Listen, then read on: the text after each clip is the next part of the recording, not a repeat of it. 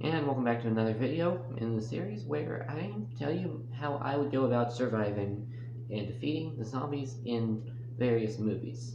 And today we are covering one of my all-time favorites, Braindead. A movie from a country I honestly can't remember.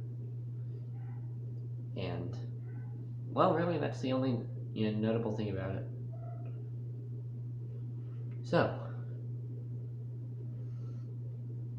first off, I'm going to talk about the zombies, then the gear I'm using, and then of course how I would go about handling the various situations.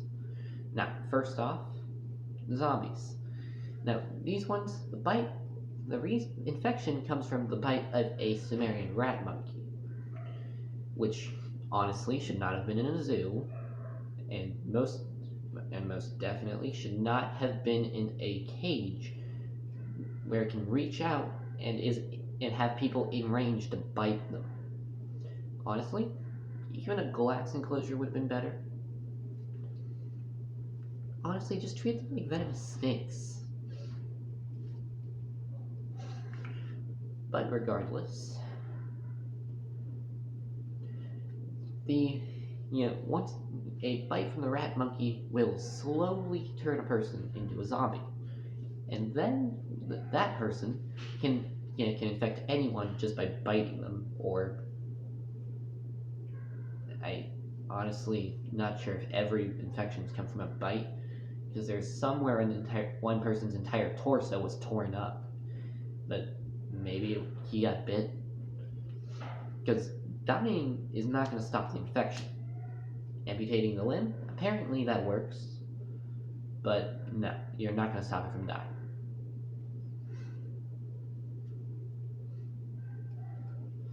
So basically, don't get bit, and so they seem like normal zombies, don't they?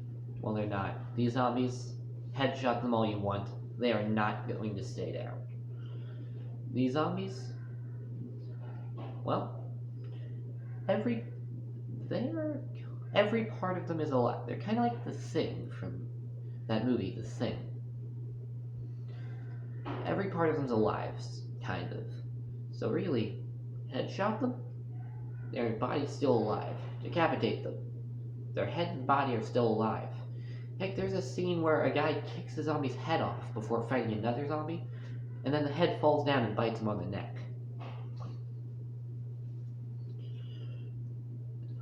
Never thought I'd say that sentence before. But regardless, the only ways to really kill these things are liquidation, disintegration, or burning them.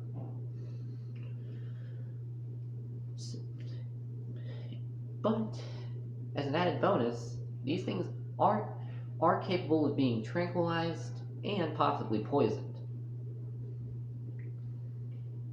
And the tranquilizer makes them pacified, and they'll just go along with whatever. So other than that, there's not really much to talk about with the zombies. So, as for my gear, as usual, got my leather vest, my duct tape bracers. Those will make my torso and my forearms completely bite-proof, as well as wearing my gloves. I just can't find them right now. And then, probably just gonna wear jeans, maybe wrap duct tape around them to make to guarantee that they're bite-proof. But other than that, that's really the main thing for armor. And then for weapons, usually my baseball bat is my primary. However, I will say that in case you didn't listen to what I said maybe a minute ago, maybe less, baseball bat's pretty much useless here. Good for headshots, good for breaking bones, even okay as a distancing tool, maybe breaking the jaw, but this thing is not going to be disintegrating anything. Crowbar, same problems, different shape. with the only possible advantage being maybe being able to trip with this hook. Or, maybe using it like this. Potential wrist guard? Maybe. Haven't actually thought about that until now. Maybe do look into that. Hatchets or axes. These are better than the last two because they could potentially dismember, which we did see in the movie to be somewhat effective. So maybe dismember them and then, put them in all their parts in a pile, safely of course, because they might still attack you, and then burn them? Maybe. But you could easily do better for that than a hatchet. Especially if you have a full-size axe. Maybe a maul, or an actually meant for fighting axe. But that's decent, but I honestly think I have something better. You guys see this all the time. My machete. Now, this may not be the best machete, but it can definitely do the job for dismembering. And it would probably be better, for the job than the hatchet, because not only can I move with it more efficiently and quickly, but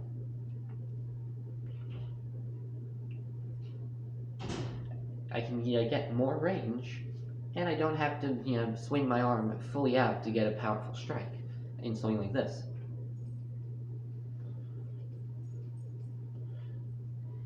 And since I sharpen it regularly, it's a good option for dismembering. So, is this the best weapon I got? No. I do have one weapon that's probably going to be better.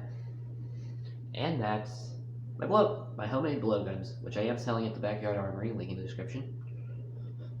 This is probably the best weapon for this because, remember, they can be tranquilized and potentially poisoned. So, I'll just put I'll just poison the darts. Even if it takes about 5 darts, I can rapid fire at least 20 darts in a minute. So, I can take care of them, no problem.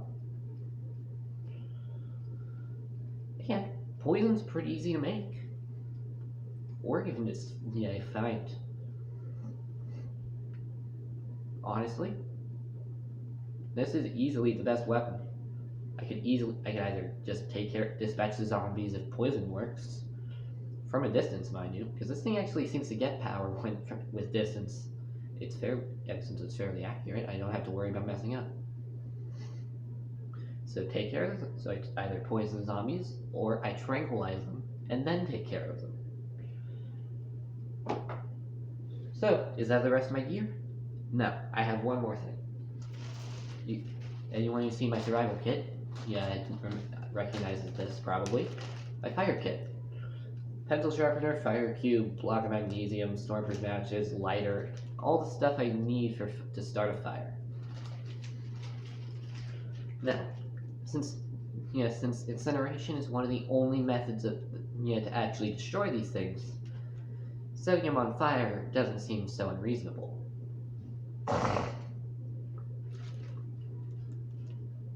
So,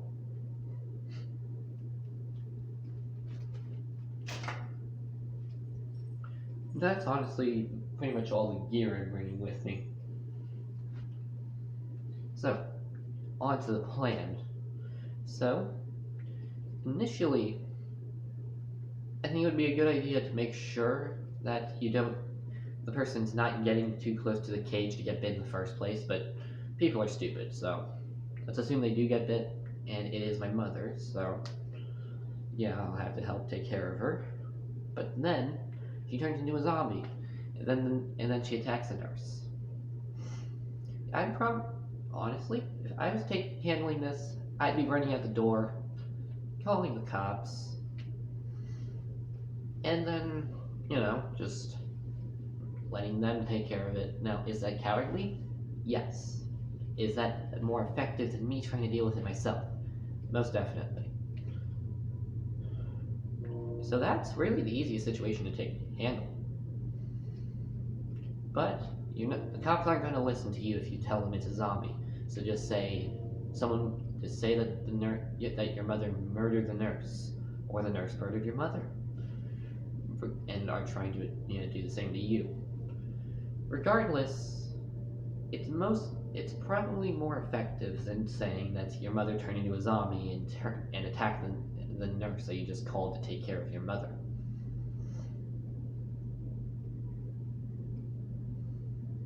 So, with that in mind, the next big situation is that one lady giving you the knife that necklace that she says is going to keep you from dying. And given what just happened, I'm making sure I'm just gonna straight up duct tape that thing in my chest. If that thing's gonna keep me from dying, and I would have good reason to believe it, given that my mother just turned into a freaking magic zombie after getting bitten by a rat thing. Yeah, I'm duct taping that thing in my chest. The thing is not going away from me at all. I don't care how painful it's gonna be from when I take it off. It's probably more painful to get bit by a zombie. So, other than that, really, up until the funeral, where I have to tranquilize my mother again, I honestly there's nothing that really matters. Except for the fact that I am not keeping my zombie mother alive. Not only is it more dignified to just kill her, but it's also the safe thing to do. For everyone. And then, of course, what if she gets buried? Yes, I am going to be making sure that she gets out. That I am going to take her out.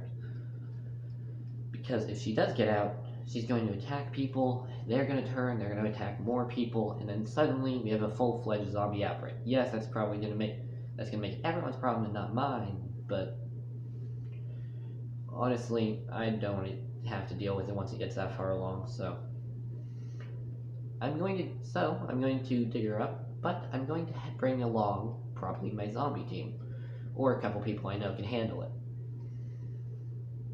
So, I'm gonna dig up the body, and then if anything happens, I'll have backup to make sure that everything goes smoothly. Unlike those thugs in the movie, who had no idea what was going on, and honestly just beat up the main character and all got killed, so that the priest could come in and have his comedic scene. And then, that's pretty much it up until the house party scene, where an entire house full of people get attacked by zombies, and then you have a house full of zombies that don't die. Honestly, at that point, I'm burning the house down and then calling the cops. Or calling the cops and then burning the house down. Regardless, the house is getting burnt down. Those zombies are not getting out of the property. Of course, by that point, it's a little too far beyond what I myself am capable of. But by that point, honestly, at this point, I'm just trying to survive. And also, assuming I'm like the main character, get thrown out the second-story window, not only am I going to have trouble I'm probably going to have some trouble getting up, but once I do, I'm not going back in that house just because I have a lawnmower. Heck, I wouldn't use the lawnmower in the first place, given that earlier in the movie we saw that it was stalling, and the fact that lawnmowers aren't going to be cutting through stuff like bone. You see, some of the zombies, yes, osteoporosis is possible, but no, they are not going to be not the new zombies. They've only been dead for maybe a couple hours at most. So yeah, that lawnmower's not cutting through them. Yes, but I will say maybe there's a chance I might try fighting back, but most likely burning the house down. And if I don't decide not to burn the house down, I'm going to the cops. Tell them what I saw, and then, well, other than that, that's pretty much the entire movie. Oh, until I get eaten by the giant giant monster zombie. But really, at that point, since I have that necklace duct taped to my chest, honestly, if I have my knife, I'm cutting my way out, or I could just use the necklace to cut my way out like the guy in the movie did. And then, I probably wouldn't think about using the necklace to zipline to safety, and probably would have just done something else. But I would have tried to zipline to safety. And then the movie's over, and I survived, and most everyone else died. So basically, I win. So that's how I'm handling Braindead. I want to hear what you guys have to say in the comments about my plan. If you want to see more videos like this, leave a like, make sure, so that I know I should keep the series going. I probably will. Honestly, 2 weeks, kind of stuck in quarantine, so I have nothing better to do. So, remember to subscribe so you get and hit the bell icon so you get notified when the next video of the series comes out, and make sure to comment what you want the next movie to be so that I can consider doing that movie. But in all fairness, I've probably planned what the next movie is going to be. So, on that note, thank you all for watching. This is Random Man, signing off.